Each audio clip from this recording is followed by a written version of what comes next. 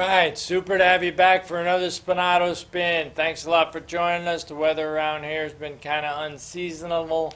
What can we say? It's only 4 days into fall. You got to expect some remnants of summer. But speaking of remnants of summer, let's ruminate a little. Let's think a little bit about what has happened in the history of the world. Things that have happened over time that we kind of took for granted. And the first one I want to talk about is something that is so inspirational, so amazing. An individual that did something so amazing, it still astounds people to this day. Helen Keller. Think about it. Think about it. Deaf, dumb, and blind. And not only does she graduate college, which is an incredible feat overcoming those obstacles, she graduates summa cum laude. She was at the head of her class, and she was deaf, she was dumb, and she was blind. You know, her quote is so powerful, and she did so many things that it's astounding. But let's just think about the phrase that she said when they asked her, "Gee, Helen Keller, what's worse than being blind?" She said, "Having sight but no vision." That is powerful, folks, because that means anyone can do what she did. You know, raise your hand if you graduated college. Raise your hand if you graduated summa cum laude. Not me. I don't know too many people that have. And raise your hand if you were deaf, dumb, and blind to do that. Absolutely incredible the amount of obstacles she had to overcome to reach what she tried to do. Was she a goal-oriented person? I guess the heck she was.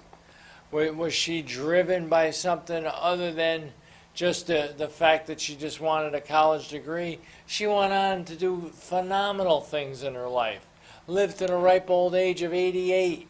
Still doing things far and far beyond most people ever did. See, we need heroes. We need people like that to show us what motivation can do. You know, there's such a small amount of people that live by what I'm talking about right now. I don't care. You know, the old saying, stand for something or you fall for anything. Well, what everyone's doing isn't always popular. If you say whatever's popular isn't always right, and whatever is right isn't always popular. Understand this, folks. You're a small group of people that want to improve your life. Helen Keller did something extraordinary. This was a long time ago. Nobody else really has followed in her footsteps to that degree, overcome those kind of handicaps, because people don't believe. She believed that she was meant to do something more than what everyone thought she was going to be. Deaf, dumb, and blind. I keep saying that over and over because there's so many excuses tied into that. Well, what's your excuse? You shouldn't have any. The way the blueprint works is it works like this. Let's start with this phrase right here. All you can do is all you can do, but all you can do is enough. Well, a lot of people say, well, I'm doing all you can do. I'm doing all I can do. That's what I could do. That's not true, folks. You're not doing all you can do. Have you set a mental picture in your mind of how far and how much you want to really get accomplished? Probably not. Not with that attitude. You see, all you can do is all you can do, but that's enough. But that's as far as it goes. That's the ultimate. You can't do any more than all you can do. And in the line from Rudy, very simple. Gee, have I done anything else? Have I done everything I could possibly do? That was one thing he said over and over in that movie when he was pursuing his dream. Have I done everything I can do? Have you woken up in the morning and said, have I done everything I could do to reach my goal? That's what it's all about. It's taking that target, illuminating that target, and going for it. That's what we're all about as individuals. That's why we were put here on the earth, to do something incredible. You know, I mentioned this in the Spinato Spins special seconds for you on Monday. I said, what if you were born, and I talked about it last week too, what if you were born an eagle and everyone called you a chicken? Everyone considered you a chicken. What's to say that's not you? What's to say that's not in all of us? 3% of the people actually pursue a goal and give it their hardest and most dedicated try.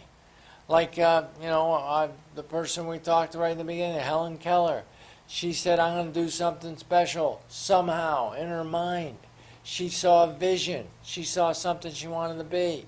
The goal isn't so much in hitting it.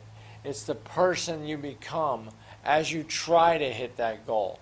If you want to, let's say you want to be an astronaut and go off into space, you can't just go off into space. You got to become an astronaut. Let's say that was your goal growing up. You wanted to go off into space. You want to explore space. Well, you had to become an astronaut first. You had to become something special. You had to become somebody that people can rely on, that can withstand pressure and understand the meaning of stress and fighting through things. That's the kind of person you got to be. All the people that have done some great things in their life became somebody different than they were when they started. Here's another question. Here's another quote for you. It's our decisions. It's funny, decisions come from experience. And experience comes from bad decisions. You learn through the school of hard knocks. It's an expensive price to pay to learn something, but that's what happens. You got to lay down your plan, you got to work your plan, and you got to keep adjusting your plan as you go along. Think of yourself as a heat-seeking missile. Think of yourself as some missile that's after a target. That target is dead meat, right? That target is going to be hit. And you know that missile is going to figure out a way to get that target, right? It's on its tail all the way. Well, that should be you pursuing a goal. That should be you putting yourself in position to do that. There's an old saying, and here's the last one. We're going to wrap it up with this. Here's the old saying, fall on your back when you get knocked down. Because if you can look up, and that's what that little boy is doing right there, you can get up and get yourself up and get yourself going. And don't quit until the job gets done. Remember, all you can do is all you can do, but that's enough. And you got to keep saying, and don't listen to somebody that says, well, I'm doing all I can do. Look at them incredulously in the face and say, really? You're doing all you can do? You're really doing all you can do? How many times have you tried? How many times have you failed? That's the answer to all you can do. You want to know how many times they kept going. And we're sitting here, the lights are on. The lights are on because of Thomas Edison, because he tried 9,999 times to invent the incandescent light bulb. Well, if he didn't try that one more time, we'd be sitting here in the dark, wouldn't we? Hey, have yourself a great week. It's always great having you at Spinato Spin, and thanks a lot for joining us. Have a great week, everybody.